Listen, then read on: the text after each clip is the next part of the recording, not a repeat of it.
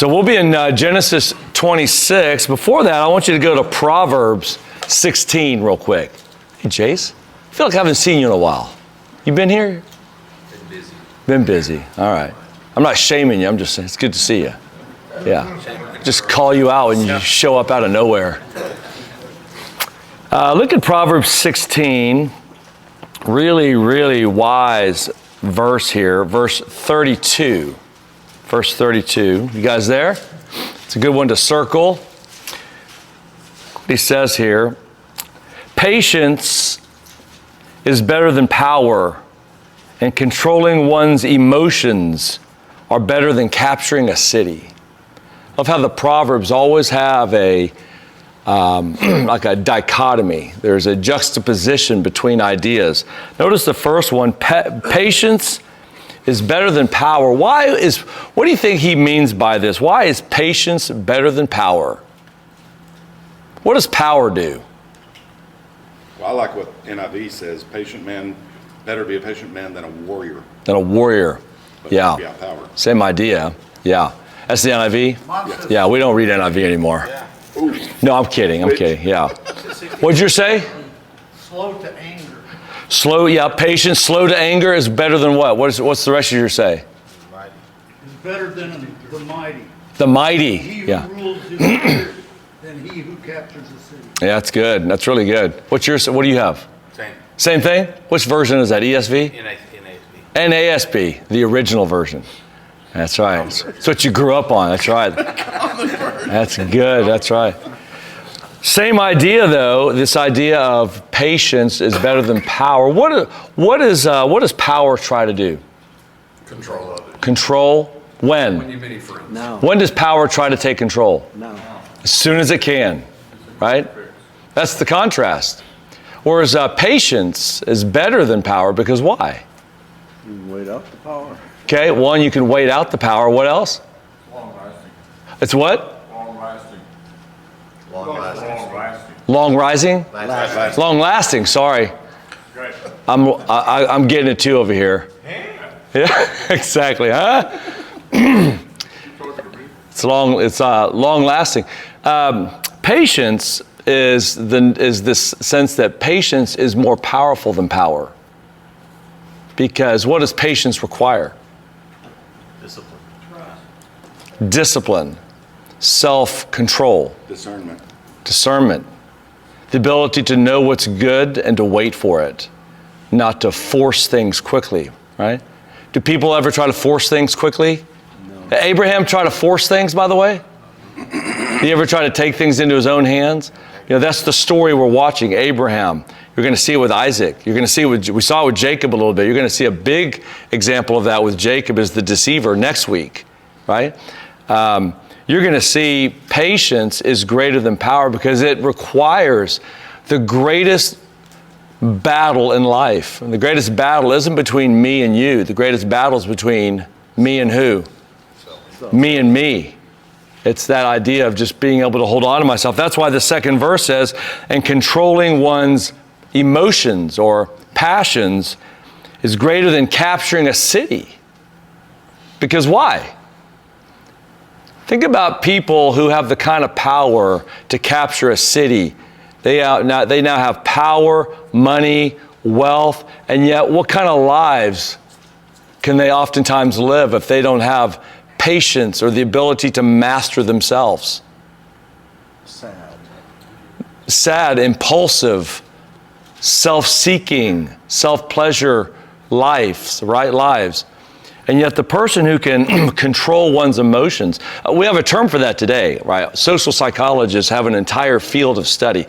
Billions of dollars are spent on this. In fact, they say that it used to be that IQ was the greatest indicator of the good life and the successful life. It's no longer believed by the great majority of researchers today. It's no longer IQ. That's a secondary thing. IQ is important, but it's a secondary. What is now considered the most important element of success in life? EQ. And what does EQ stand for? Emotional intelligence.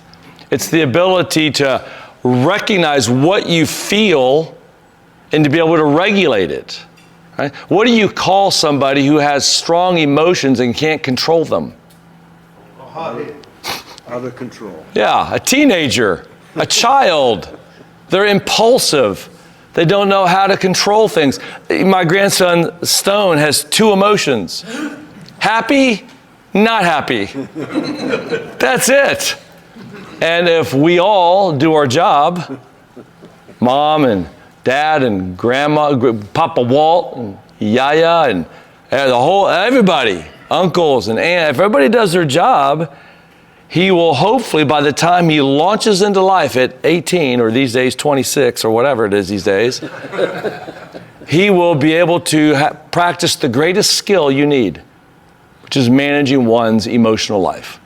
Because if you can't, hard times and hardships get the best of you. That's the idea. It's a great, powerful proverb about how well do we manage our emotions?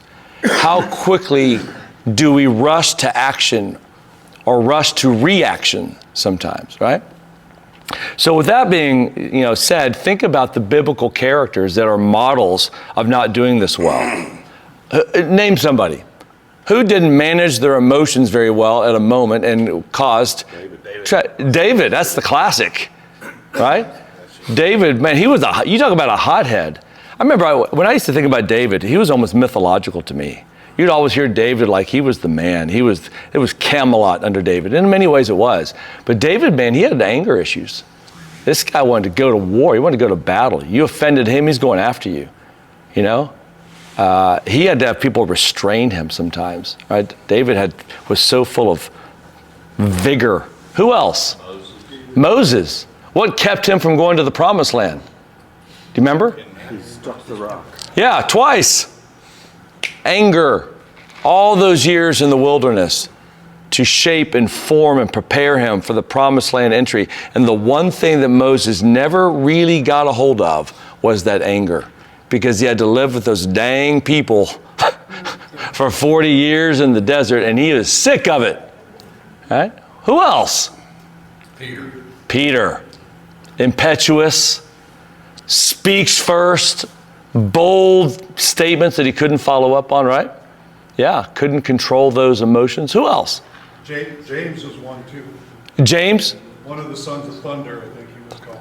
Oh, yeah, James and John. James, they were called the sons of thunder for a reason. That's right, they were full of their passion. What else? How about Samson? Right? Samson couldn't control his passions. And we could just go down the list, couldn't we? Abraham with Hagar. Maybe all of them. Maybe everybody, right? Just all but one, right? You just kind of go through there and you're like, how about Paul? Did Paul have issues in the beginning? Did he have a problem with people early on that didn't play the way he needed them to play? I remember he had a problem with Mark. Right? He had a falling out with Mark because what did Mark want to go do, Jace? Remember, what did Mark want to go do when they left on the missionary journey? What did Mark end up wanting to do? Play pickleball. Yeah. Play pickleball? He wanted to go back home. He wasn't ready for this journey. He wasn't ready. And Paul, he didn't like that, right? So you had to have Barnabas say, I'll go with him. All right? I'll comfort Mark. Our president, for all the good that he does and all the things he's trying to do, and I'm sure many of us would agree there's been a lot of great things, but man, when you look really at the core, right, there is what? He can't shut up. There's I don't even know what to say. Can't even describe it. But yeah, there's just this easily rattled at times, right? Now, I would say recently, practicing a steady hand has been something he's done well, right? Not trying to rush into something that's going to really cause damage. So there's something there. But that being said, you want your leaders to have a steady hand. That you don't want to feel like they can get rattled at any moment, right? And in many ways, this is all of us to some degree. Stacy and I, we travel and work with clients all over the place. And one of the programs that we teach clients is we teach a program called Social Styles. And Social Styles has been around about 75 years, and it's a 70 years. It's a program that just identifies basic patterns of human behavior, so that you can predict kind of how people, what they will do well with and what they may struggle with potentially, depending on how developed they become over the years. And it's really been helpful, just as I look at the scriptures, to see how people fit some of these patterns. You know, you've got a very driven type called the driver. You've got an expressive type that's like a Peter, outgoing, you know, just sociable, just always wants to go. You got the analytical, which is very just kind of likes to be alone and think and process. And you've got kind of an amiable, which is just kind of that nurturing, kind, supportive person. You know, just looking in the room, I could look at you guys and I see that primary style in so many of you guys, right? And it's a beautiful thing. But we have to realize that we're defined a lot of times by these styles because of the inability to manage certain elements of emotion in our life, you know? And so these are human beings in the scriptures. They fall the same way. You look at Abraham. Abraham's a driver. He's a high D. He's the one that you had to call to say, I need you to leave your land, leave everything and go. And he drops everything and he goes. And he's going to go march and start something completely new. He's going to be the beginning of a new covenant. Paul's a high D guy. I need you to go on a bunch of missionary journeys, write a bunch of letters. I need you to start the church. And Paul goes. And he's a hard-charging guy that needs to be refined, right? So let's go now to Genesis 26. And let's see what controlling one's emotions looks like.